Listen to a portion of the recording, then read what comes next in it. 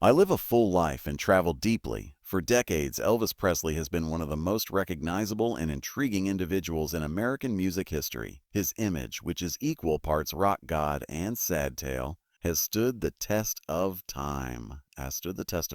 But after 47 years of silence, a private letter penned in the last days of his life has surfaced, and it brings revelations that may alter what we thought we knew about the king of rock and roll, his rise and fall.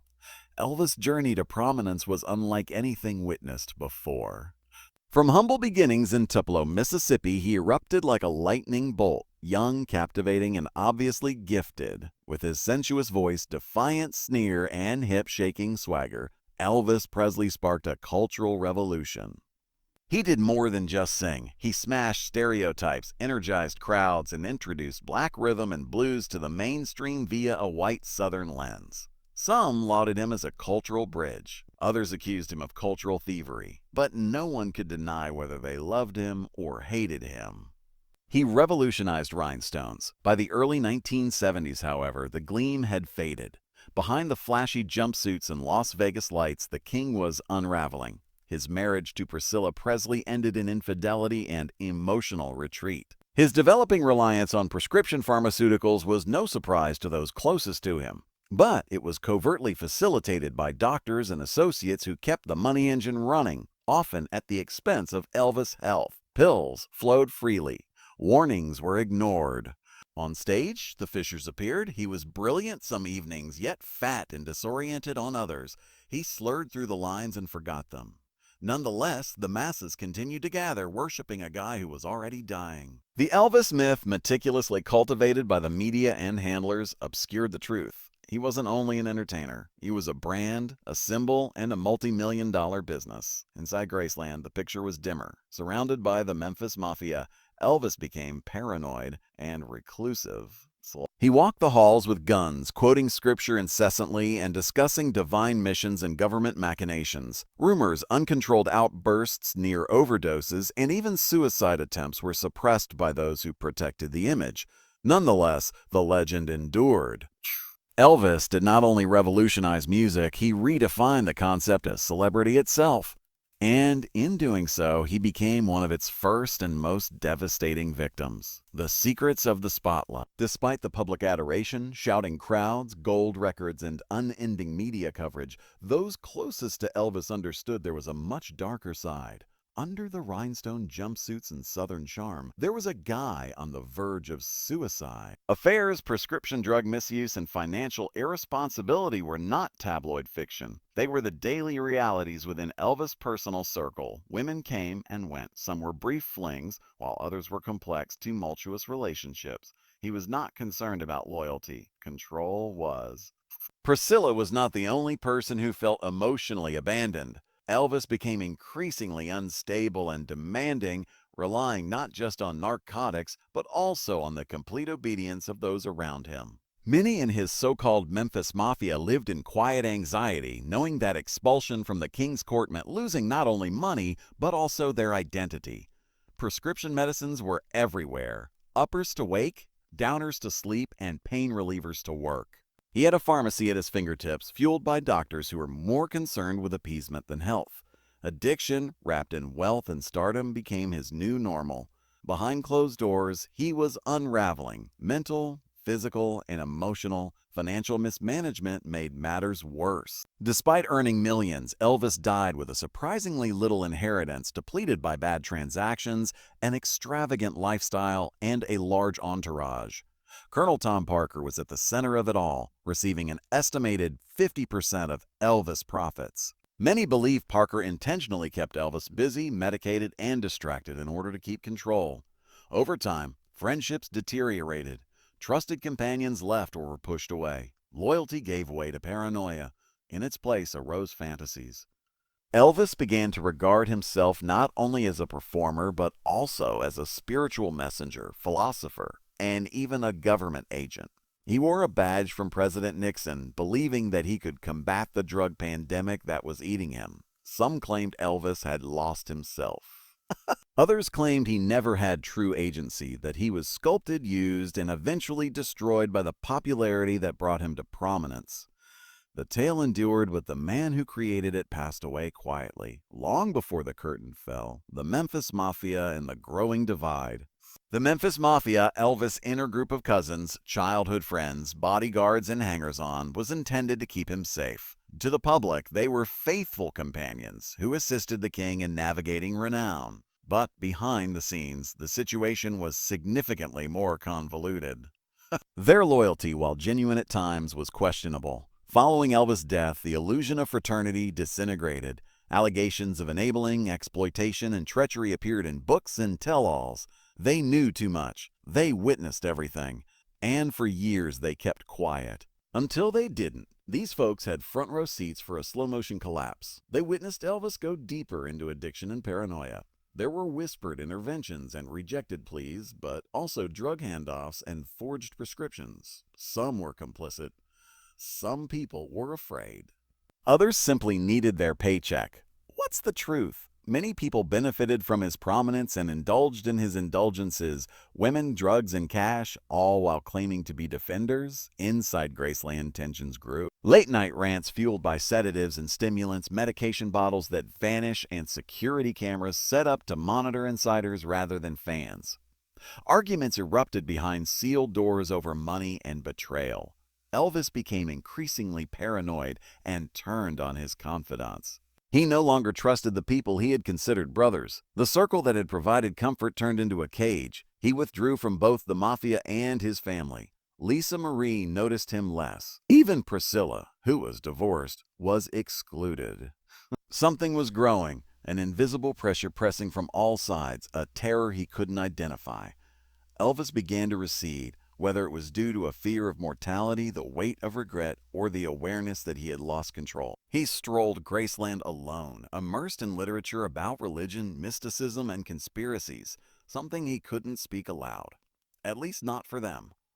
Maybe he didn't know what to say, or he knew no one was paying attention. The suspicion around his death on August 16, 1977, Elvis Presley was discovered dead in the bathroom at Graceland. He was only 42 years old. The official cause is cardiac failure. But very quickly, questions began to arise. The scene was chaotic. Inconsistencies appeared in the timeline. Toxicology reports were delayed, censored, and eventually linked his death to a vast array of prescription medicines, sedatives, painkillers, and antidepressants that had been flooding his system. Then he suspected that the true cause was a lethal overdose, the culmination of years of spiraling addiction.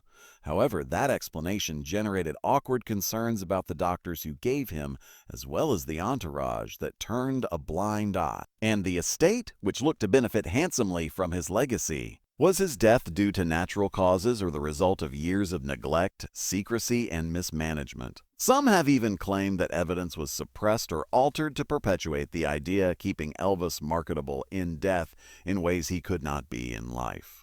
Then followed the crazy speculations, which grabbed headlines and inspired documentaries that Elvis had staged his death, that he had gotten tired of celebrity, fled, and was now living under an alias in the American Southwest or Argentina, or even peacefully watching his legacy blossom from a cabin in Tennessee. Over the years, Elvis sightings have become a cultural phenomenon. Fans clung to the hope that the king had not dead, but had simply disappeared. But maybe the actual story wasn't about Elvis' whereabouts after August 16, 1977. Perhaps it was about what he left behind, a shattered version of the American dream in which fame promises everything but delivers very little. He left behind a daughter, Lisa Marie, who would deal with her own fame and misfortunes. He left behind an empire that continues to generate millions of dollars, even while the man who built it died lonely, addicted, and hollowed out by the very system that made him famous. In the end, Elvis' death was unexpected, but his decline was gradual, public, and terrible. The questions may never be completely answered. Was it a cover-up, a breakdown, or an escape? Maybe it doesn't matter, because the tragedy of Elvis Presley isn't just how he died, but how we witnessed it.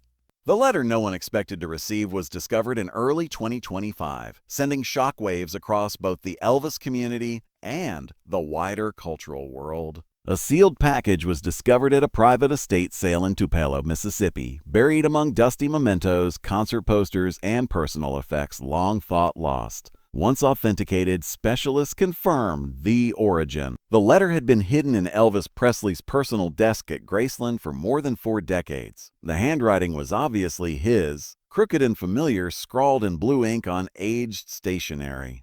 The letter, dated August 10, 1977, just 6 days before his death, was addressed to a large number of people, possibly everyone. It began with those who stood by my side and those who let me to fall. What followed was neither a suicide note or a farewell, but something more personal, a confession, a reckoning, a deeply personal story of betrayal, despair, and heartache. Elvis wrote not only about broken romances, but also about the system that had swallowed him. He reported feeling like a product, a puppet, or a prisoner. He mentioned aims. He questioned motivations. He hinted at peril by writing cryptically about being kept quiet, working, and medicated. The letter accused those close to him of manipulation, silence, and profiteering from his demise. Perhaps most unsettling was what was unsaid, a looming sense of inevitability. He wrote, "If I disappear, know that it was not entirely my fault." The letter was never mailed and never discussed. It is unclear why it remained hidden. It might have been overlooked, suppressed, or buried to protect reputation. Its unexpected arrival raises troubling questions. Did Elvis attempt to speak out? Did he want the truth revealed? Was this his last desperate attempt to recapture the voice he felt fame had stolen? Nearly 50 years later, that voice can be heard again. And with it comes a reminder.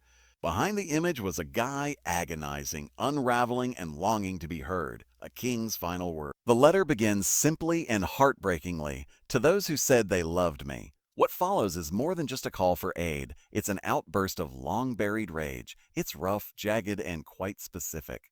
Elvis does not hold back. This was not meant for public relations, legacy, or forgiveness. This was the truth, unvarnished and unedited, written by a man who believed the vultures had already begun to circle. He provides names of past business associates, managers, and money handlers.